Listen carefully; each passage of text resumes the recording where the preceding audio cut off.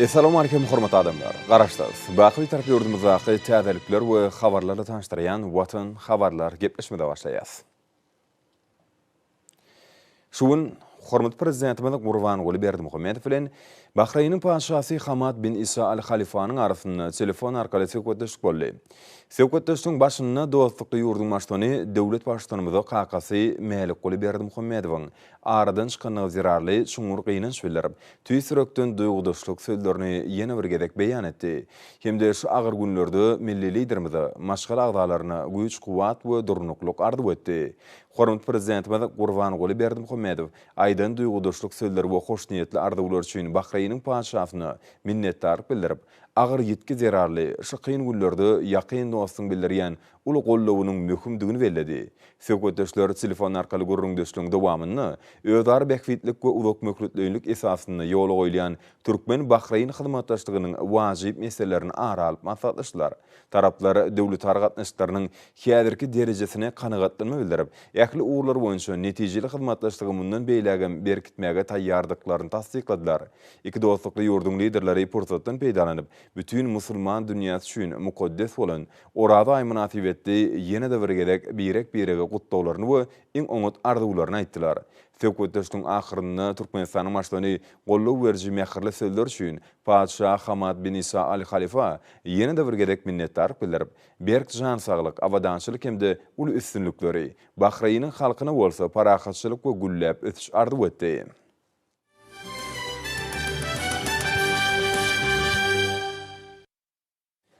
Şuun hormat prezidentimiz Gurbanguly Berdimuhammedow Ministrler Kabinetiniň sanly ulgy markaly nowatdaky mejlisini geçirdi. Onu döwlet turmuşyna degişli wajyp meseleleriň bir näçesi ara alyp maslahatlaşyldy. Milli ykdysadiyetimiziň esas pudoklaryny hasym östirmäge gönükdirilen resmi namalaryň bir näçesiniň tasdamalaryny araldy. Hormat prezidentimiz sanly ulgy markaly geçirilýän Ministrler Kabinetiniň mejlisinde ilki bilen Türkmenistanyň Milli Geňeşiniň mejlisiniň başlygy Mehmedowany, Türkmenistanyň Milli Geňeşiniň halk maslahatynyň başlygynyň ornatary Babaýewy güni video aragatnaşyga çagyryp, halkymyzyň asyrlaryň jümmüşinden gelýän milli diýip düsturlaryna hormat goýmak, olary döwrewap derejede ösdürmek hemde ýaşlaryň arasynda wagt etmek boýunça alınıp bolýan işler barada pikir alşdy. Şeýlekem döwlet başlarymyz Özbegistanyna Türkmeniň döwletlik ýörelgesi kitabynyň özbek diline neşedilmeginiň halkymyz üçin uly hormatlygyny belledi. Munyň özi ilkinji nowatda iki halkyň dost oňanlyk gatnaşyklarynyň öňküden has berk pogturandyrylmagyny we ösdürilmegini ähmiýetlidir. Döwlet başlarymyz özbek halkynyň halkymyzyň milli diýip düsturlaryna çoňur hormat sarpa goýanyny, munyň bolsa ähli Türkmenistanlary bu ýanlygyny belledi. Goňşyň goňşa hormatly gatnaşygyny ösdürmek, birek-birege sylamak insanperwer häsiýetiň ýokary derejesidir. Munyň özi döwletleriň hemde olaryň halklaryň arasyndaky gatnaşyklaryň hasy pogtalanmagyna uly ýardam berýär. Milli liderimiziň belleşýäli Türkmenistanyň özbek halkynyň we Özbegistanyň türkmen halkynyň agzybirlikde ýaşap gelýänliklerim toý gününi şadlygyny paýlaşmak, ýas gününi hatyratyny çekişmek aýratyn bellenmäge münasipdir. Bu bolsa iki halkyň özara hormaty dayanýan gatnaşyklarynyň nyşanydyr. Hormat prezidentimiz bilint insanperwerlik häsiýetleri ösdürmegiň möhümdigini bellemek bilen ýaşlara milli edep terbiýe bermek bilen baglanyşly işlerde şol ýörelgeleri giňden wagt etmek, olaryň many mazmunyny ýaş nesillere düşündirmek boýunça bir näçe tekliplerini aýtdy. Şonuň bilen birlikde milli diýip düsturlarymyz döwrewap derejede baýlaşdyrylmalydyr diýip hormatly prezidentimiz belledi. Soňra hormatly prezidentimiz Ministrler Kabinetiniň mejlisiniň gün tertibine geçip, hasabat bermek üçin Ministrler Kabinetiniň başlygynyň ornatary Müşrikowa söz berdi. Vice-premier gödäwçi edýän düzümleriniň alyp barýan işleri, büdjet salat ulgamynyň işini halkary tejribelerine laýyklykda kämilleşdirmek, mali hatabatlarynyň milli we halkary standartlaryny ýurdumyzda ornaşdyrmak hemde talgytlar we hökmany tölegler boýunça kanunçyk namalaryny döwrewaplaşdyrmak boýunça ýygyderli durumça geçirilýän işler barada hatabat berdi. Şundan bağlılıkta vice-premier hereket ediyen qadarlaştırıcı hukuk namalarını, hudusanna buğaltırçılık hata alınışı ve maliye hatavatlığı hakkında Türkmenistan'ın kanununu hem de Türkmenistan'ın prezidentinin 2012 yılın 10 fevralındaki değişik kararını fiilcermegin ve onları amala aşırmagın neticeleri barada haber verdi. Geçirilen işlerin jemleri boyunça hormatly prezidentimizden garamagına Türkmenistan'ın Talgyt kodeksine goşmaçary we üýtgetmeleri giýirmek hakynda teklip edilendi. Talgyt maksatlar üçin itaat feriştelere hataplanýan ulanış tutumlarynyň anyk meçhurlarynyň bellenmegi, idara kärhanlarda çykdyjlaryň we peýdanyň ýoýulmalygyna, şunuň bilen birlikde Talgyt özeniniň artmagyna mümkinçilikleridir. Hormatly prezidentime de hatap etdiňläp, döwrüň talaplaryna hemde umumy kabul edilen halkara standartlaryna howap gelýän hukuk bunyadynyň türkmen ykdysadyetine oňyn görkezleri gadanmakda itaati şertligini belledi. Şunun bilen bağlılıkda mali ulgamynyň Talgyt budjet we narx strategiýasynyň ösüşini düzgünleşdirýän kanunçylyk kämilleşdirilmegine uly üns berilýär. Döwrewap ulgamy döretmäge gönükdirilen Talgyt syýasaty milli baýlyklarymyzy toplamagy we netijeli ulanmagy höwüslendirmäge gönükdirilendir diýip döwlet başçylaryna aýtdy. Şunun bilen bağlılıkda soňky bir näçe ýylyň dowamynda ýurdumyzda ykdysady konsepsiýanyň guraly hökümini Talgyt salmagyň orny epesli giňeldi. Munyň özi ýöňde barjy tejribäni we halkara ölçeglerini nazara almak bilen qadarlaşdyrjy hukuk namalaryny ýygyderli kämilleşdirmegi talap edýär. Hormatly prezidentimiz degişli düzümler bilen bu gurda birlikde işleri dowam etmegiň mümkindigini çekip, vice-premier bir näçe anyk görkezmeler berdi. Soňra Ministrler Kabinetiniň başlygynyň ornatary Abdurrahmanow gödöçi edýän lomna işleriň ýagdaýy ýurdumyzyň neft-gaz senahatyny ösdürmegiň 2030-njy ýyla çenli döwür üçin maksatnamasyny amala aşyrmagyň barşy barada hatabat berdi. Hatabatyň çäklerini Türkmenmaşydaky nefti gaýtan işleýän zawodlar toplamynyň kuwatlylygyny dol ulanmak arkaly nefti gaýtan işlemekligiň meçhuryny artdyrmak, toplum tarapyndan daşary ýurt kampaniýalarynyň çiğ nefti satyn alyp gaýtadan işlemek we daşarky wagdarlara iýermek bilen bagly meseleleriň bir näçesi beýan edildi. Hormatly prezidentime de hatap etdiňläp, Türkmenistanyň energetik strategiýasyny durmuşa geçirmegiň esasy uğurlaryna üns çekdi. Bir strategiýa ýöňde barjy innovasiýon tehnologiýalary ornaşdyrmagyň etatyny, ýurdumyzyň neft-gaz pudugyny ösdürmäge we döwrewaplaşdyrmaga, ygtybarly daşary ýurtly hyzmatdaşlar bilen ýödary bähwitli hyzmatdaşlygy giňeltmäge gönükdirilendir. Milli liderimiziň belleşýäli ilkinji nobatda pudugyň idara kärhanalarynyň öýrençlik meýilnamalaryny gyşanlyksyz ýerine getirmegine, mali ykdysady görkezleriň okunly ösüşiniň hemde öýrenimleriň ýokary çöňküliginiň üpçün edilmegine üns bermek zerurdyr. Döwlet başçylarymyz bu ýurda ýöňde goýulan ähli wezipeleri çözmäge oýlançykly toplumlaryň çemeleşmegiň mümkindigini belläp, vice-premier degişli taşyklar berdi. Soňra Ministrler Kabinetiniň başlygynyň ornatary Durduliýew ýurdumyzyň energetik ulgamynyň kuwatlyklaryny artdyrmak boýunça alınıp balyan işler barada hatabat berdi. Bir karar döwletimiziň bagtyarlyk döwrüne hormatly prezidentimiziň başçylygyny içerki sarp edijleriň elektrik energiýasy bilen üpçünçligini gowlandyrmak hemde türkmen elektrik energiýasynyň daşary ýurtlara iýerilýän mukdaryny iýlikderli artdyrmak boýunça uly işler alınıp barlýar. Döwletimizde gaz turbinaly elektrik beketleriniň gurulmagy, ýurdumyzyň energi ulgamynyň bellenýän kuwatyny artdyrmaga, tarpejleriň elektrik üpçünçliginiň kilini düýüp götür gowlandyrmaga, daşary ýurtlara, şol sany Awganistan Islam Respublikasyna iýerilýän elektrik energiýasynyň mukdaryny we ugurlaryny artdyrmaga mümkinçilik berer. Döwlet başçylaryma da hatap etdiňläp, ýurdumyzyň elektrik energetikasy pudugynyň kuwatyny artdyrmak, içerki sarpejleriň elektrik energiýasy bilen ygtybarly we bökdensiz üpçün edilmegini gadanmak hemde öndürilýän elektrik energiýasynyň eksportynyň mukdaryny artdyrmak boýunça amala aşyrylýan işleriň ýürüyen wajypdygyny belledi. Hormatly prezidentimiz elektrik energetikasy pudugynyň düzümini giňeltmegiň we döwrewaplaşdyrmagyň tutuş ýurdumyzyň durmuş ykdysadyny ösdürmegi babatda güdümli tutulan meýilnamalaryň we maksatnamalaryň ählisiniň üstünlikli durmuşa geçirilmegine ýardam etjekdigini belläp, vice-premier bu orada alınıp balyan işleri bir gödüçlükde saklamagy üpçün etmegi tapşyrdy. Soňra Ministrler Kabinetiniň başlygynyň ornatary Urad Gelliýew ýurdumyzda adyk üpçünçiligini puturandyrmak boýunça alınıp balyan işler barada hatabat berdi. Döwlet başçylarynyň garamagyna şu ýyl gans şoňlarynyň 224.000 tonnasyny öňürmek boýunça kararyň taslamasy ködürlenildi. Şundan bağlılıkta Türkmenistan'ın Obagızlyk we Daşky Goşu Gorumak Ministrligi tarapyndan gant şogunlaryny öýendirjiler bilen bellenlen tertipde şertnamalaryň baglaşylmagyny hemde hatylyň şertnamalaryň narxlardan tatyn alynmagyny, daýhanlary gant şogunlarynyň ýokary hili tokumlary, suwar suwy we dökünler bilen üpçün etmek, onuň ekiljek ýerlerini ekşe taýýarlamak boýunça mögümlüğin işleri bellenlen möhletlerde geçirmek meýilleşdirilýär. Hormat prezidentime de hatap etdiňläp, halkymyzy özümizi öndirilen dürli obagjyk öýünler bilen üpçün etmegiň o wetenagy toplumynyň ihsasy wezipeleriniň biridigini bellädi. Döwlet başlarymyza vice-premier ýalky ekini işlerine odaly bilen bugdaýy ýydyk etmekde, gowy çekişini ýokary hili we öz wagtyna geçirmekde, gallar ony taýýarlyk görmekde, agrotehnikanyň kadrlarynyň birja edilmegi babatda birnäçe anyk taşlyklar berdi. Ekrançykda zerur agrotehnik kadrlaryň birja edilmegine, tu serişdeleriniň rejeli peýdalanmagyna, tehnikalaryň netijeli ulanmagyna gözelçik etmegiň täsirli ulgamyny ýola goýmak meseleleri babatda anyk görkezmeler berildi.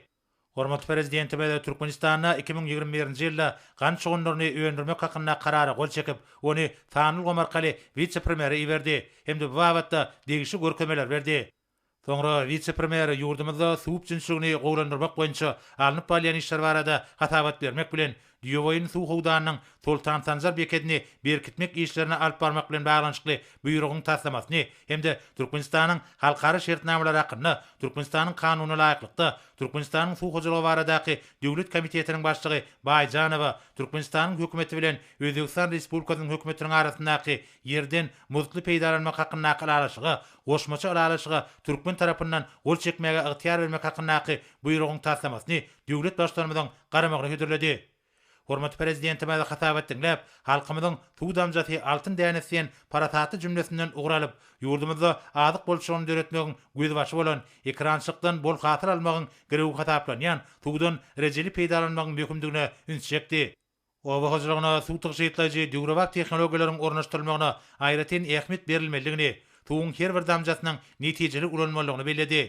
Milli liderimiz hödürlünün resmi namalary makullap, olara gol çekdi. Hemde Tanul Gomarkaly vice-premier iberip, bir resmi namalardan gelip çykan wezipeleriň ýerine getirişine bir gözüçük etmek babatda anyk görkezmeler berdi. Soňra ministrler kabinetiniň başlygynyň ornatary Öwedip Demirýol ulaglary pudugyna edilýän hyzmatlary Tanul Goma geçirmek boýunça alnyp balýan işler barada hatabat berdi. Vice-premier Türkmenistanyň 2019-2025-nji ýyllarda tanlyk ykdysadyty ösdürmeň konsepsiýasyny durmuşa geçirmek maksady bilen Türkmen Demir Ýollary agentligi tarapyndan ýolagçylyk edilýän hyzmatlaryň hilini ýoklandyrmak üçin elektron petekleri programma üçinçiliginiň işe girildenligini, munyň bolsa internet saytynyň ýa-da mobil goşunmasynyň üstü bilen petekleriň satygyny nagdýal hataplaşyk arkaly guramagy mümkinçilik berýänini habar berdi. Ýurdumyzyň demir ýollary pudugynyň ulug logistika düzemini döwrewaplaşdyrmak, pudugyň işine elektron hyzmatlaryň sanyny artdyrmak maksady bilen ýükleri daşamak işlerini Tanul Gomarkaly dolandyrmak üçin täze döwrewap programma üçinçiliginiň taslamasy işlenip taýýarlandy we onuň tynyk işleri geçirildi. Demir ýollaryň ýük gatnawlaryndan peýdalanýan müşteriler hemde Türkmenistanyň çäklerine eksport-import sewda gatnaşyklaryny we üstsäçli ýükleriň daşalmagyny guraýan kärhanlar onlaýn usulyna şahsy otaklaryň üstü bilen dünýäniň istenik günjeginden ýüz tutma ardalaryny berip bilerler. Hormat prezidentime de hatap etdiňläp, häzir ýurdumyzda ähli toplumlary şol sanyna uluglamly sanylaşdyrmak boýunça maksatlaryň işleriň alınıp barýanyny, munyň bolsa pudugyň işlerini döwrüň tarapyna laýyklykda döwrewaplaşdyrmakda aýratyn ähmiýete eýdigini bellädi. Ýurdumyzyň ulag üstsäçli geçirmek mümkinçiliklerini ösdürmek üçin demir ýol düzüminiň häzirki zaman desgalarynyň kuwatyny dol derejede peýdalanmak hemde demir ýollary arkaly ýük taşalşynyň mukdarynyň mundan meýlekde artdyrylmagyny gazanmak zerurdyr. Şeýlekem döwlet başlarymyz kanunçyk namalarynyň birnäçesine hemde döwlet idaralarynyň işiniň tertibine degişli üýtgetmeler girilmegiň zerurdygyny bellädi. Olar öz nowatyna ýük taşamak ulgamyna, işleriň Tanul Gomarkaly durandyrylmagyna, üýtgedilmegine taýýar bolmalylar. Demir ýol ulaglary arkaly gatnawlary artdyrmak we hyzmatlaryň hilini ýoklandyrmak maksady bilen internet hyzmatlaryny giňden ornaşdyrmak boýunça işlere dowam etmek zerurdyr.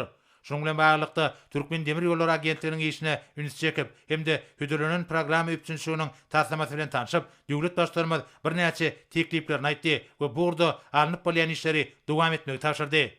Soňra ministrler kabinetiniň başlygynyň ornatary Glyjew hususy öňüm öňlerjilere golluk bermek boýunça alınıp bolýan işler barada hatabat berdi. Vice-premierin habar berşýäli döwlet başlarymyzyň ýygyderli golluk bermek netijesinde ýurdumyzda Türkmenistanyň senagatçylar we telekeçiler birleşmesiniň öňümçük diskalarynyň sany barhartýa. Ýurdumyzyň telekeçileri towuk etini we ýumurtga, tüýjü kökü, et we şoklat önümlerini, şireli içkileri, ösümlik ýagyny, çörek, güýük bakça, tüýt we beýleki önümleri öndürýärler hemde içerki bazary üçin edýärler. Bu ýurda alınıp bolýan işleriň netijelerini ýokalanymak maksady bilen hormat prezidentimiň garamagyna birnäçe teklipler höderlendi. Hormat prezidentime de hatap etdiňler. Vice-premierler Glyzowa hemde Müşşikowa halkyň sarp edýän haritlarynyň öňdürüşini artdyrmak, özümizin öňdürüp biljek haritlarymyzyň daşa ýurtlardan getirilişine adatmak boýunça işleri dowam etmegi tapşyrdy. Dokman senagaty ministrleriniň işi bilen baglykda döwlet başlarymyz arzularyň isleglerini içkin öwrenmegiň aýak gaplary, ýigneşikleri ýylyň ähli patlana laýyklykda döwrewap görnüşde öňdürmegiň möhümdigine ünsçekdi. Telekeçilik pudugyny ösdürmegi höwetlendirmek maksady bilen ykdysadyň hususy pudugyna döwlet gollugyny bermek boýunça teklipler taýýarlanmalylar. Kiçik we orta telekeçilige malik hemde maddi enzamlaryň taýdan kömek berilmelidir diýip döwlet başlarymyz munyň ýurdumyzyň eksport guwatynam, ýylatymynyň hal ýagdaýynam ýokallandyrmaga mümkinçilik berjekdigini bellädi. Biçäreler ilki bilen telekeçileriň we raýatlaryň iş ugulygyny höwetlendirmek arkaly bar bolan iş ýerlerini saklap galmaga we täze iş ornlaryny döretmäge gönükdirilmelidir. Hormat prezidentimiz dünýä ykdysadyny emele gelen ýagdaýlarla baglykda adyk haritlarynyň özümizi öňdürüşini artdyrmagy dowam etmeligini, içerki bazarlarymyzyň adyk önümleri ilkinji nowatda zerur bolan haritlar bilen üçinçigini gowlandyrmalygyny aýdyp, vice-premierler Glyzowa hemde Uradgelliýewa degişli görkezmeler berdi. Şonuň bilen baglykda hormat prezidentimiz ýurdumyzyň bazarlaryna adyk bolşugyny hasa üçin etmek boýunça zerur işleriň geçirilmeligini aýtdy. Şeýle hem döwlet başlarymyz ýylat edilýän hyzmatlaryň kirini ýokallandyrmak hemde görnüşlerini giňeltmek arkaly pudugy tanylgamy ornaşdyrmak bilen ähli ýerlerde elektron söwda we aljylara haritlary eltip bermek işiniň ýoly goýulmalygyny çekip, vice-premierler Glyzowa hemde Uwedowa birnäçe tapşyryklar berdi. Soňra ministrler kabinetiniň başlygynyň ornatary Mehmedowa şu ýylyň maý aýyna geçiriljek ýetat şäherleriň we medeni durmuş maksady binalary açyp ulanmaga bermegiň tertibi barada hatabat berdi.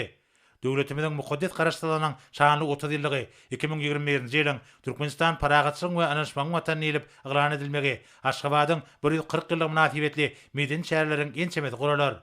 Maý aýynyň dowamyna 1941-nji 45-nji ýyllaryň Büyük Watançylyk uruşyna ýeňiş güni, Türkmenistanyň konstitusiýasynyň we döwlet baýdagynyň güni, Türkmen halkynyň bayramy, Aşgabat şäheriniň güni münasibetli dürli konsertleri, töhfetçilikleri, sergileri, dürüjük duşuklaryny, şagyryet çeper okoýuşlaryny hemde wagt nesihat şäherlerini geçirmek meýilleşdirilýär. Hormat prezidenti baýda hatap etdiňler, meýilleşdirilen şäherleriň ählitiniň ýokary guramaçyk derejesine geçirilmegini üçinetdigi tapşyrdy. Şol şäherleriň her biri bir karar döwletimiziň bagtyarlyk döwrüniň dawarlaryna mahsus derejede milli däreplere laýyklykda hakyky türkmen toý görnüşini giňden hemde ruhbelentlik bilen guralmalydyr. Döwlet başlarymyz Türkmenistanyň mukaddes garaşdyrlygynyň şanly 30 ýyllygyna we Aşgabatyň 140 ýyllygyna hemde maý aýyna bellenýän döwlet bayramçylyklaryna ykjam taýýarlyk görmegiň zerurdygyny aýtdy. Möhüm taryhy wakalary we senelere başlanýan şäherleriň ähli ýokary guramaçyk derejesine geçirilip, Türkmen döwletiniň amala aşyrýan umumy adamdat insanperwerlik ýörelgelerini esaslanýan paragatçyk derejelikli fiýadatyň many mazmunyny beýan etmelidir diýip hormatly prezidentimiz belledi. Bu wagtda vice-premieri anyk görkezmeler berdi. Soňra ministrler kabinetiniň başlygynyň ornatary Gelin Ýazyp gödäwçi edýän gomna ýerine getirilýän işler barada hatabat berip, döwlet başlarymyzyň garamagyna ýurdumyzyň käbir ýokary okuw mekdeplerini hozurlyk gataplaşygyna geçirmek baradaky teklip höderledi.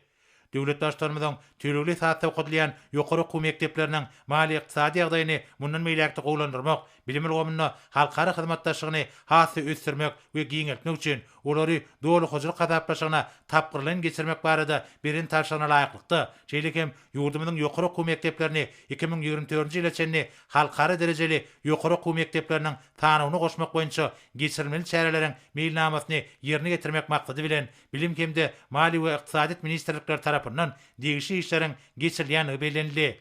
Milli ykdysadyň dürli pudaklaryna alman gazananlaryny ornaşdyrmak, innowasion täzelikleri girdmek we dürli tejribeleriň esasyna alma barlyk işlerini ýerine getirmek bilen baglanyşykly amala aşylýan işler bilim ilgimini täze mümkinçilikler diýär. Vice-premier döwlet başçylygynyn garmagına 2021-2022 okuw ýylyndan başlap halkara insan-perwer ilimleri we Ötüş Universitetini, Telekommunikasiýalar we Informatika institutyny doly hojuluk gataplaşygyna geçirmek baradaky teklip edildi. Şeýlekem dürli ulganlara şol sanna talyk öwreşligimini täze zerur hünärleri girmek boýunça alınıp bolýan işler barada gatawat berildi. Hormatly prezidentime da gatawat dinläp, ilim bilim işini ösdürmek hemde işçileşdirmek, döwrewap işläp taýýarlamalary we innovasiýon tehnologiýalary tejribe ornaşdyrmak, ählimun beýikliklere laýyklykda giň halkara hyzmatdaşlygyny ýola goýmak maksady bilen milli bilim ulgamyny kämilleşdirmegiň wajypdygyny aýtdy. Döwlet başçylarymyz bilimli, ýokary derejede aň paýhasly hemde hemme tarapdan ösen, giň gözetimli ýaş nesli terbiýelemegiň döwlet ösüşiniň esasy wezipeleriniň birdigini bellädi. Şoň bilen baglykda ýaş türkmenistanlara mümkinçiliklerini has doly açyp görkezmekler üçin ähli zerur şertler düredilmeliler. Hormatly prezidentime de bular barada aýtmak bilen vice-premiere degişli taşyklar berdi. Soňra Ministrler Kabinetiniň başlygynyň ornatary Daşary işler ministri Meredov Türkmenistanyň ekologiýa diplomatiýasyny durmuşa geçirmegiň meselleri barada gatawat berdi. Şonuň bilen baglykda howanyň üýtgemegi, daş goşugy goramak, tebigy serişlerden erejeli peýdalanmak, ekologiýa howpsuzlygy ýaly ulganlarda dünýäniň ýurtlary hemde halkara guramalar bilen netijeli hyzmatdaşlyk giňeltmek beýtarap watanymyzyň daşar täýatynyň ilerturýan ugurlarynyň biridigi bellenildi.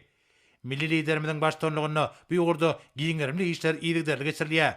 Döwlet başçylarynyň bir ulgamda öňde goýulan möhüm wezipeleri çözmäge ýardam etmäge gönükdirilen oňyn başlangyçlary dünýä birleşiginiň giň gollugyna münasip bolýar. Olary durmuşa geçirmek bilen baglykda tebit we ählimumy derejelerde degişi işler amala aşyrylýar. Häzirki wagtda Türkmenistan ekologiýa ugry boýunça halkara konwensiýalarynyň we köp taraply resmi namalaryň 20-çysynyň agdasy bolup durýar. Tebitiň daş gurşagyny goramak babatda alınıp barýan işleriň çäklerini, hadaryň tebigi aýratynlyklaryny gorap saklamak, şol sanyny täze hadar ekologiýa maksatnamasyny döretmek boýunça ýurdumyz tarapyndan anyk çäreler görülýär. Araly halat etmeň halkara gaznasynyň çäklerini de toplumlaryň işler alınıp barýar. Türkmenistan 2017-2019 ýyllarda bir gaznada üstünlikli başçylyk etdi.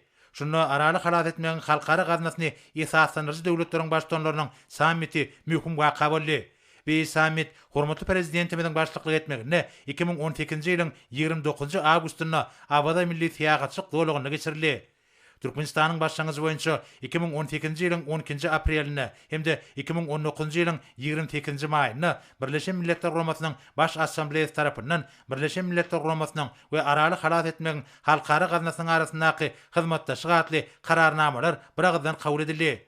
Tebit derejesinde ekologiýa diplomatiýasyny durmuşa geçirmek maksady bilen ýurdumyz ordaş halkara guramalar bilen netijeli hyzmatdaşlyk edýär. Häzirki wagtda Türkmenistanda döwlet tebigi gorakhanalarynyň 9-sy hemde döwlet tebigi çäk gorakhanalarynyn 16-sy ýerki edýär. Şeýlekem milli liderimiziň başlangyjy boýunça we baştonlygyny Altyn köl dolagynyň ekologiýa ýagdaýyny gowlandyrmak boýunça giňerimli çärelerin görülýänligi bellenildi. Bu ugurda amala aşyrylýan işler Türkmenistanyň 2008-nji ýylda goşulan suwda ýüzýän guşlaryň ýaşaýan ýerleri hökmünde gorulýan halkara ähmiýetli suwly batgalyk ýerleri baradaky konwensiýanyň, ýagny 1971-nji ýylda kabul edilen Ramsar konwensiýasynyň esasy wezipelerini çözmek üçin möhümdir. Hadar deňdiniň türkmenmaşy aýlygy bu konwensiýada görkezlen tebigi ýerleriniň tanygyny girýär. Şoňa baglykda altyn kölem ýokarda agdalan sanyga girmek boýunça degişi işleri geçirmek teklip edilýär. Bu mesele ýurdumyzyň daş goşugy goramak meseleleri boýunça Pudagary toparynyň şu ýylyň 28-nji aprelinde geçirilen mejlisinde ara alınıp maslahatlaşyldy. Atawatyň çäklerine vice-premier döwlet başçylygynyň garamagyna Türkmenistanyň halkara guramalar bilen hyzmatdaşlyk etmek boýunça 2021-2023 ýyllar üçin meýilnamasyny tasdiklamak hakyndaky kararyň taslamasyna bildirildi. Hormatly prezidentime da gatawat dinläp, ekologiýa diplomatiýasynyň durnukly ötüş maksatlaryny ýetmegiň, adamlaryň awadançylygynyň we ýaşaýyş durmuş derejesini hasy ýokarlandyrymagyň möhüm şerti hökmünde tebigaty goramak ulgamyny halkara hyzmatdaşlygyny putrandyrmak ugruna çykyş edýän beýtarap Türkmenistanyň daşar täýatynyň ilerturýan ugurlarynyň biridigini bellädi.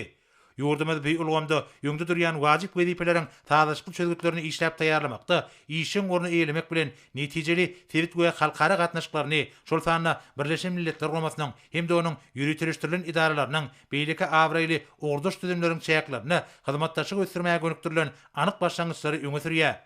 ekologiya meselesi Türkmenistany durmuş ykdysadydan ösürmek strategiýasynyň möhüm ugurudur. Onu tebigaty aýaly garamaga hem de onuň baýlyklaryny rejeli ulanmaga aýratyn ähmiýet berilýär diýip döwlet başçylarymyz aýtdy. Ýaşyl we serişdeleri taşyýatlaýjy tehnologiýalary netijeli urnaşdyrmak, dürli pudoklarda giňerimli milli özgörtmeler maksatnamalaryny, düzümleýin tassamalary işläp taýýarlamakda we durmuşa geçirmekde möhüm talap bolup durýar. Ýurdumyzda ýaşkalyk baý ekmek dawarlary iýligderli geçirilýär. Şonuň netijesinde paýtagtymyzda hem de vilayetlarda feýilgäçleriň we feýil baglarynyň sany barhartýar. Tokoy zowlaklarynyň meýdanlary giňelýär. Munyň özi ekologiýa abadançylygyny üpçün etmäge ýardam berýär. Hadaryň täsin ekologiýa ulgamny hem de biolog köpdürlügini aýaly taklamaga hem de onuň baý serişdelerini rejeli ulanmaga, aral meselelerine uly ünsürlýär. Ýurdumyzda Birleşen Milletler Romasynyň tebigaty goramak babatda ýetaty konwensiýalarynyň bir näçesini tasdiklap, öz üstüne alan borçnamalaryny ýerine getirmäge ören jogapkärçilikli çemeleşýär diýip hormatly prezidentimiz bellädi. Şu maksat bilen degişli gadyraşdyrjy hukuk bünyady iýligderli kämilleşdirilýär. Soňky ýyllaryň dowamyna kabul edilen Birleşen Milletler Romasynyň möhüm resmi namalaryndan gelip çykýan borçnamalary nazara almak bilen 2019-njy ýylda howanyň üýtkeme boýunça milli strategiýanyň erejelerini görnüş tasdiklandy. Bir resmi nama ýurdumyzyň dünýä birleşiginiň adamlaryň geljegi bilen günnün güni bagly meseleleri çözmek boýunça tagallalaryny utgoşdurmaga anyk goşandy boldy. Hormatly prezidentimiz bular barada aýtmak bilen beýan edilen teklifi makullap, halkara giňişliginde Türkmen tarapynyň ekologiýa başlangyçlaryny ilerletmek boýunça işleri iýdigderli dowam etmegi taşyrdy. Döwlet başçylarymyz Türkmenistanyň halkara guramalary bilen hyzmatdaşlyk etmek boýunça 2021-nji, 2023-nji ýyllar üçin meýilnamasyny tasdiklamak hakyndaky karary gol çekip, ony Sanul Gomarkaly vice-premieri iýerdi. Hem de bu meýilnamanyň ýerine getirilişine berk gözegçiligi üpçün etmegi taşyrdy. Sanul Gomarkaly geçirilen Ministrler Kabinetiniň mejlisinde başga da bir näçe möhüm meseleler garaldy we ular boýunça degişli çözgütler kabul edildi. Hormatly prezidentimiz mejlis jemläp, oňa gatnaşanlaryň ähletine berk jan saglygyny, maşgala abadançylygyny, bir karar watanymyzyň güllä besmegi ornuna alyp barýan işlerine uly üstünlikleri arzu etdi. Indi bolsa Türkmenistanyň prezidentiniň gol çeken resmi namalar bilen tanış edýäs. Berkarar döwletimiziň bagtyarlyk döwründe ýurdumyzda owa hojalygyny ösdürmek boýunça öňde goýulan wezipeler üstünlikli durmuşa geçirmek, owa hojalyk we azyk önümleriniň öndürilýän meşgullerini mundan beýlägem artdyrmak, hem de ygtybarly azyk bolşulygyny döretmek maksady bilen Türkmenistanyň prezidenti karara gol çekdi. Resmi nama laýyklykda owa hojalyk we daşky urşawy goramak ministrligine, Balkan we Mar welaýatlarynyň häkimliklerini, Balkan we Mar welaýatlarynyň etraplaryny, önümçilik we ekin dolanşygyny, agrotehnikanyň talaplaryna laýyklykda ilim esasy ýola goýmak bilen gan şugunlarynyň ýokary hasylynyň öňdürilmegini üpçün etmek tapşyryldy. Türkmenistan halkara we sivit guramalary bilen hyzmatdaşlygyny ulgamlaýan esasy ösdürmek we berkitmek şeýle Türkmenistanyň öňe süren halkara başlangyçlaryny iýdigderli durmuşa geçirmek maksady bilen Türkmenistanyň prezidenti karary gol çekdi. Resmi nama laýyklykda Türkmenistanyň halkara guramalary bilen hyzmatdaşlyk etmek boýunça 2021-nji, 2023-nji ýyllar üçin meýilnama tasdiklandy. Ministrlikler we pudoklaryň dolandyryş idaralaryna meýilnamada belirlenen şäherleriň amala aşyrylmagyny üpçün etmek tapşyryldy. Daşary işler ministrligi meýilnamany amala aşyrmak boýunça utgoşdurucu edara diýilip keskitlenildi. Hormatly prezidentimiz Gurbanguly Berdimuhammedow, Şwetsiýanyň padşahy Karl XVI Gustaw 75 ýaş toý münasibetli mähirli gutdawlaryny we iň hoş niýetli arzuwlaryny iýerdi. Şu ýakymly mümkinçilikden peýdalanyp, döwlet başçymyz onuň aly jenaby Karl XVI Gustaw berk jan saglyk, uluk ömür we bagtyarlyk, şeýle-de Şwetsiýa padşalygynyň dostlukly halkynyň öňe gitmegini hem de güllä besmegini gönükdirlen ähli başlangyçlaryny we maksatlaryny uly üstünlük kazanmagy arzu etdi.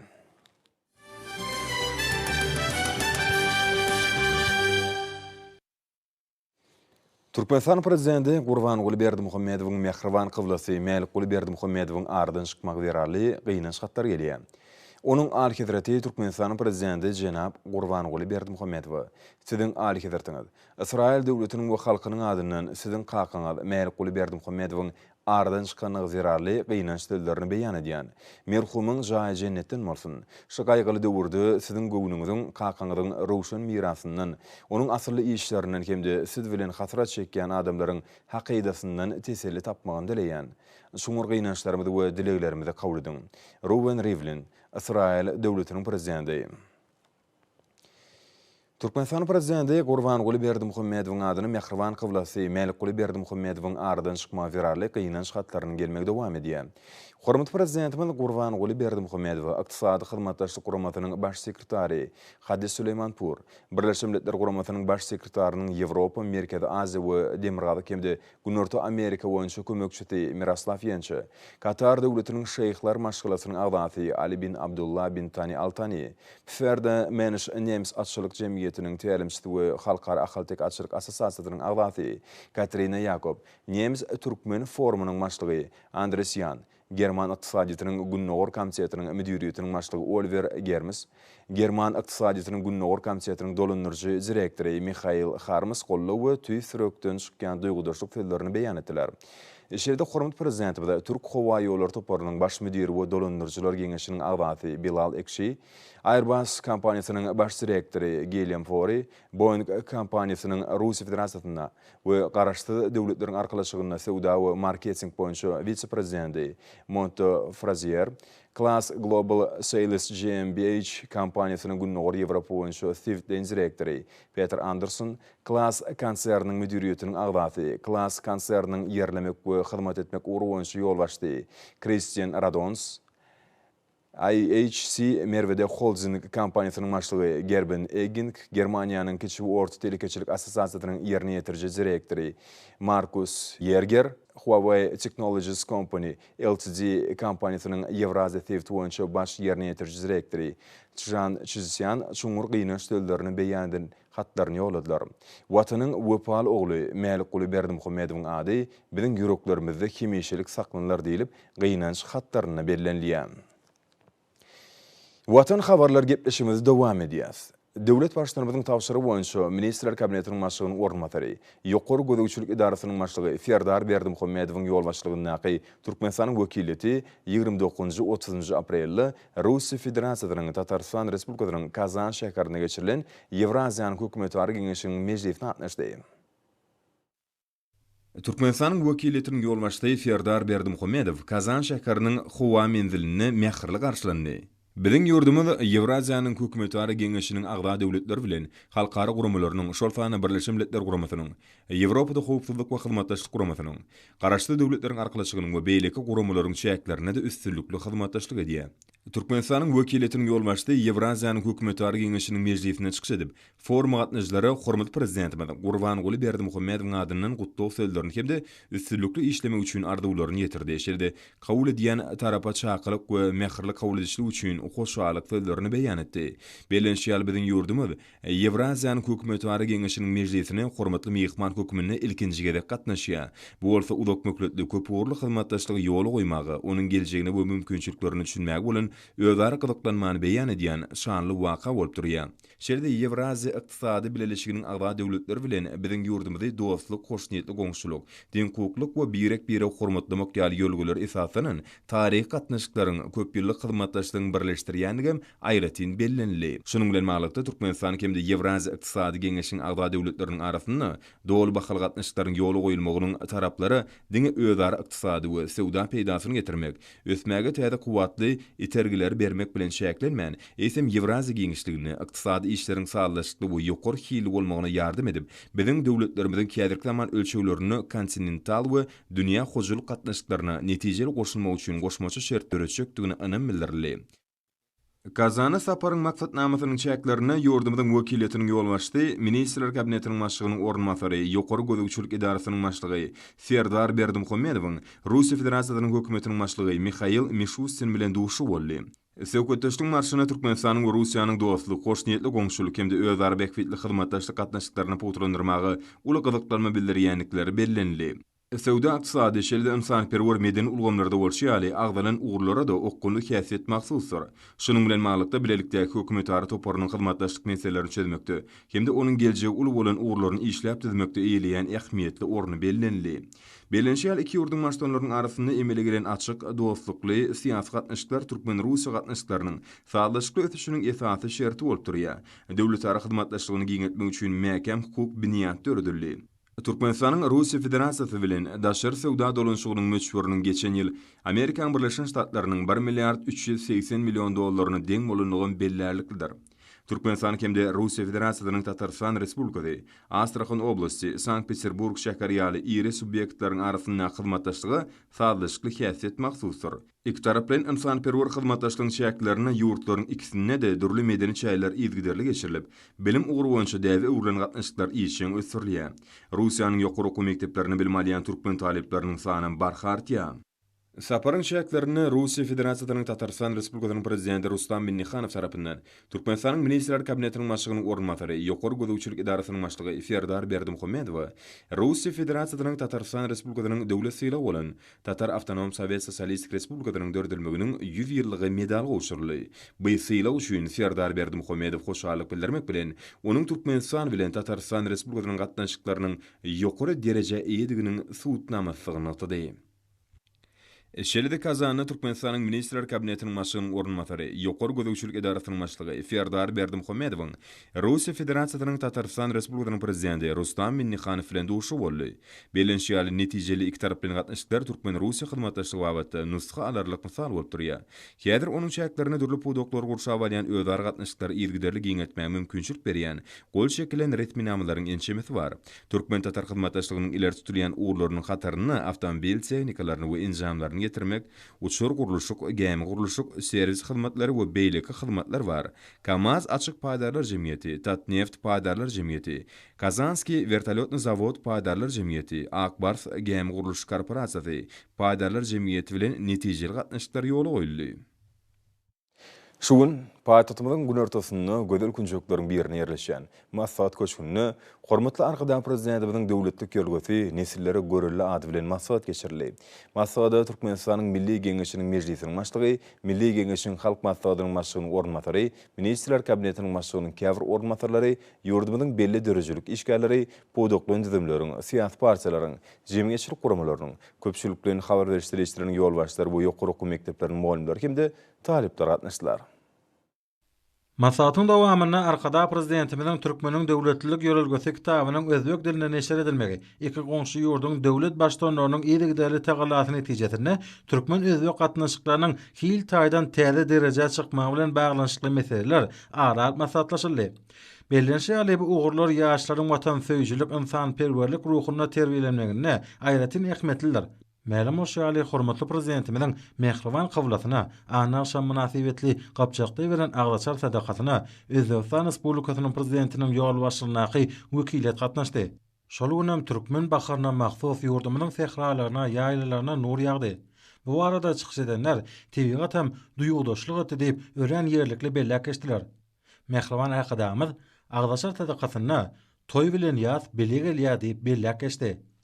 Türkmen halky asarlar aşyp gelýän milli ýörelgeleri, şol sany orada aýyny amala asyrlayan sogaw işleri aýratyn gadyr goýýar.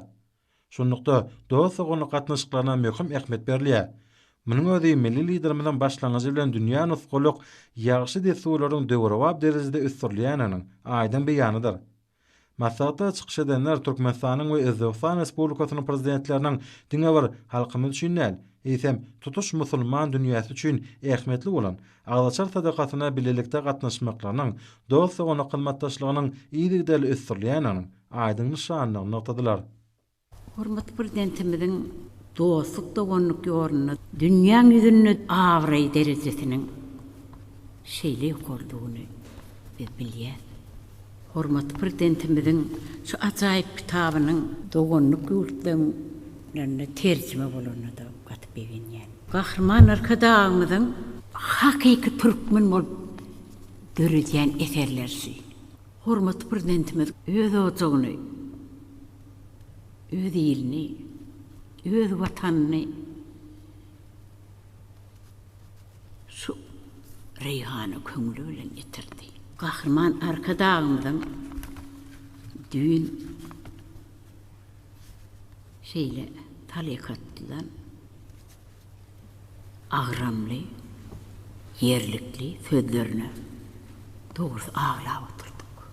İyle salat almakta da iyilgününü şeýle derejä yetirmekde de gahrman arkadaşymyň deňine biljek oğlu ýokdur. Yol goýanlar saňa mehriban kıvılan. Şol nurdan alyandır yalkımın şuğla. Hemise gorasın Allah kahraman arkada. Hurmatly prezidentimizin can sağ, belent baş aman olsun.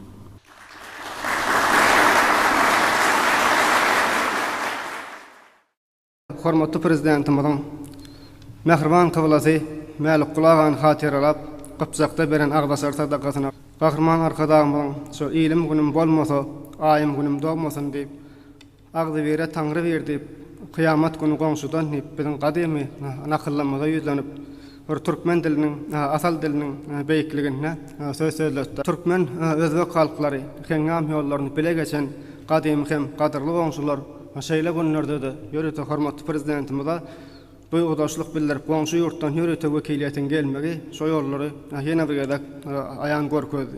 Iki ýurdy baý taryh, baý miras ýaly umumlyklar birleşdirýär. Şol häzirki wagtdaky strategik gatnaşyklaryň, hyzmatdaşlygyň göz başynda iki ýurduň liderleriniň birege belent hormatyndan bir göz başalýan gatnaşyklaryň duranlygyny aýratyn bellemek gerek. Dostlukly şäherde Magtymly köçesiniň bardygyny, onda akyllar şahyrymyň görnükli heykeliniň yerleşdirilenligini 2018-nji ýylda Aşgabat seýilgähiniň şu Daşkentde açylmagy doganlyk şäherde biziň üçin mähriban ýerleň üstün ýetirdi. Şäherde seýilgähiň yerleşmegi adatyda ýöne bir seýilgähe tutuş şäheriň kesbini, ruhuny siňdirmek ernik iş. Ene de enni Akşahyrymyz Aşgabatda Daşkent seýilgähini gurmak babatda degişli işler alınıp barlýar.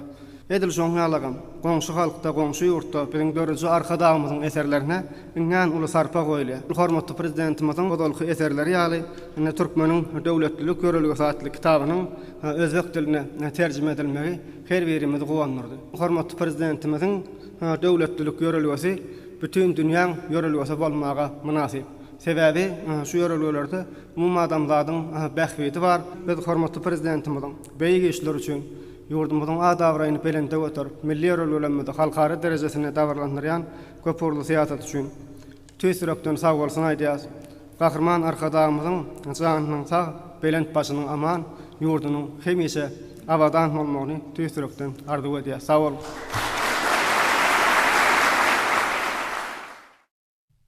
Özbek lideriniň arkada prezidentiniň mehriban kakasynyň aradan çykanyny sebäpli aýdan medet berji sözleri tutuş türkmen halkynyň ruhuny götürdi. Munyň özi iki goňşy halkyň gatnaşyklarynyň hil taýdan täze derejä çykýanyny aňladýar. Şolar wagtyň özünde döwlet başçymyzyň zekininden dören Türkmeniň döwletlilik ýörelgesi kitabynyň özbek diline neşir edilmegi, özbek halkynyň arkada prezidentimiň eserlerine uly gyzyklanma bildirýäni alamatlanýar. Özbekistanyň prezidentiniň belleşi ýaly türkmen we özbek halklary gadymy döwürlerden bäri birege eginleş bolup, dostlukly ýaşap, bir derýanyň suwundan agdyberlikli peýdalanyp gelýärler. Bu bolsa umumy taryhy, däbde solar bolan halklaryň özara gatnaşyklarynyň ýygnanmagynyň esasy şertini emele getirýär. Şeýle maslahatyň dowamyna arkada prezidentimiň gapjakda bolan agaşar sadakatyny ilim günüm bolmasa, aýym günüm dogmasyn we kıyamat günü goňşudan ýaly paýkatly jümleleri getirmeginiň türkmen iline, il güne goňşy golanlara aýratyn gadyr goýulýanyny aňladýanyny belenildi. Şeýle de döwlet başçymynyň aýdan paýkatly jümleleriniň üstü goňşynda gül göwürdi. Anwara saňa ýeter ýaly nakyllar bilen ýetirli. Gadyrly adamlar hemmäňiz bilýänsiňiz, berkarar döwletimiziň bagtýarlyk döwründe Türkmenistan döwleti dünýäde iň bir depgilli ösýän, parahatçylygy, howpsuzlygy durnukly ösüşip etmekligi işe gatnaşýan ýurt hökmüni tanalýar. Çünki hormatly prezidentimiziň döwlet adam üçindir diýen beýik bölgesiniň esasyny alyp barýan işleri diňe bir biziň ýurdumyzda dälle, eýsem sewitim çäklerden çykyp dünýäde öz ornuny tapýar. Türkmeniň döwletli ýörelgesi diýen kitabyna türkmen halkynyň döwletlilik ýörelgesi, şany şöhraty, agdybirligem, dostlugam, zähmet söýerligem hemme zat şunu berilen. Hormatly prezidentimizin Türkmenin döwletçilik ýörelgesi diýen kitabynyň özbek diline çap edilenligem onun suwutnamasy bolýar. Hoç şu zatlar üçin Türkmen halkynyň gadymdan gelýän şu ýörelgelerini hormatly prezidentimizin dawarandyrýany üçin Türkmen halkynyň gadymdan gelýän ýörelgesiniň özüniň insanperwer ýörelgedigi onun bolsa durmuşda 5 milletlerin dowamyna tuğd edilip gelenliğini görkezýänligi üçin hem hormatly prezidentimizin kitaplary çap edilen wadyna dünýäniň ýurtlarynyň halklarynyň dillerine terjime edilýär. Türkmen halky ata-baba goňşusyna uly hormat goýup gelýär. Şahatlykly günlerinde de, gaýgyly günlerinde de ilkinji taňa gollak berýän goňşu bolup durýar. Hormatly prezidentimizin awry mertebesini dünýäniň ýurtlary hormatlaýarlar, fiýlýarlar. Hormatly prezidentimizin janynyň sag, ömrüniň uzak bolmagyny arzu edýär. Hormatly prezidentimizin berýän hemme sadakalary beýik bir waryň dergahyna kabul etsin. Maslahatyň dowamyna hormatly prezidentimizin anyny uny ministrler kabinetiniň sany ulamaly geçirilen mejlisinde Türkmenistanyň Milli Geňeşiniň mejlisiniň başlygy Mehmedowa hemde Milli Geňeşiň halk maslahatynyň başlygynyň ornmasary Babaýew bilen pikir alşylarlygy barada aýdyldy. Onu halkymyň asalaryň jümmüşinden gelýän milli däp desuwlaryna hormat goýmak, olary döwrewap derejede ösdürmek hemde ýaşlaryň arasynda wagt etmek boýunça anyp barýan işler barada söhbet edildi. Şeýle-de döwlet başlamy Özbekistanyň Türkmeniň döwletçilik ýörelgesi kitabynyň özbek diline neşer edilmeginiň halkymyz üçin uly hormat dogny bellidi. Ýakyn goňşularyň biri hormat goýmak esasyna ýola goýan gatnaşyklary halklaryň awadan durmuşynyň kepili bolup durýar.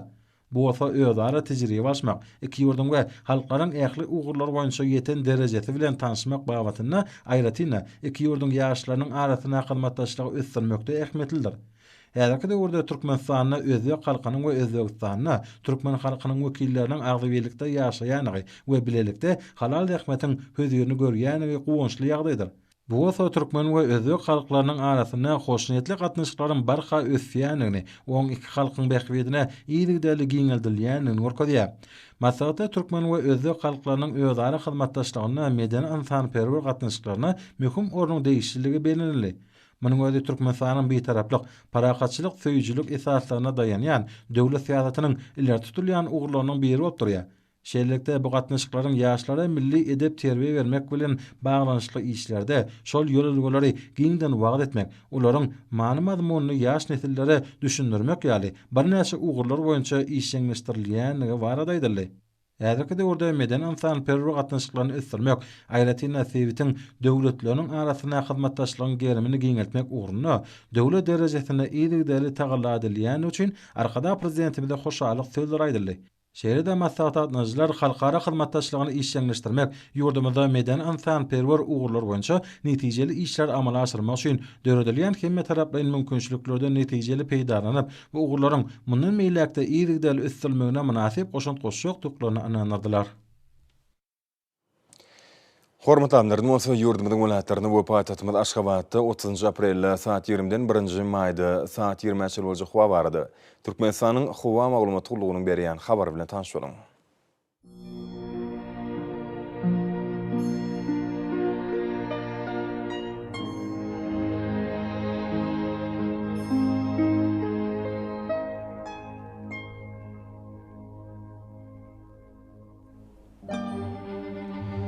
Balkan welaýatyny ýetkäp durýan bulut hawa bolup, günüň ordan teleskopda 14 metr käýerlerine 17 metr üçin ýetýän şymal ufer. Hawa gijesine 14-19 gradus, gündüzine 27-32 gradus, kenarky taraplarına bolsa 21-26 gradus maýl bolar.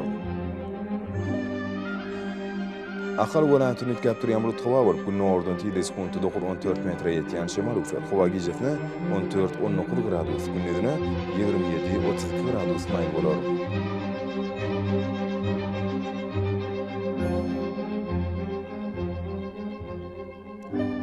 Mary welaýatyny ýetkäp durýan bulut hawa bolup, Demiratyk günüň ordan teleskopda 8-13 metr ýetýän şymal ufer. Hawa gijesine 15-20 gradus, gündüzine 27-32 gradus maýl bolar.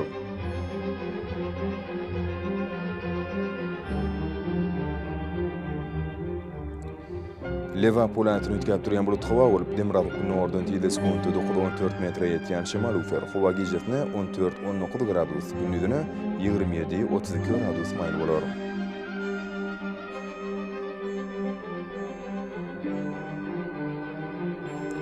Daşowda bolantini ütkap durýan bulut hawa bolup Demirabad nordan 7.94 metre ýetýän şemal ufer hawa gijetine 12-17 gradus, gündüzüne 22-27 gradus maýl bolar.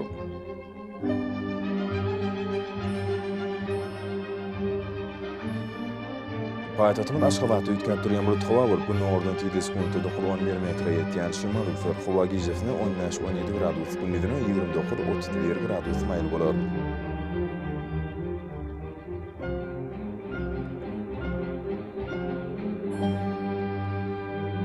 Ýurdumyz boýunça may aýynyň birine magnit hadisasynyň gowşak täsiri bolmagy anşylýar.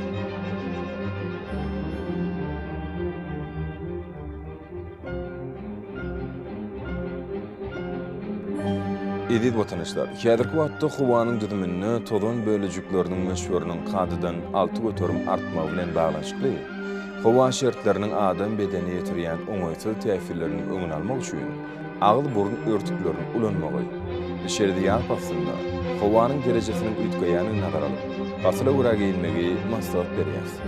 Mehriban ýyleşler, bu düzgünleri berk berçä etseňiz, ýylyň istenik pasynda öz saglygyňyzy gorap bilersiňiz. Mehriban adamlar, şunun bilen watan habarlar gepleşmemizi jemleýäs. Berkarar döwletimiziň bagtýarlyk döwründe ata watanymy Türkmenistan ýakly wabatlarda düşürsenýär. Ýakly düşün özünni bolsa halkyň bähfidi bar. Çünki biziň ýurdumyzda döwlet adam üçindir. Hoş taýyň edilýär.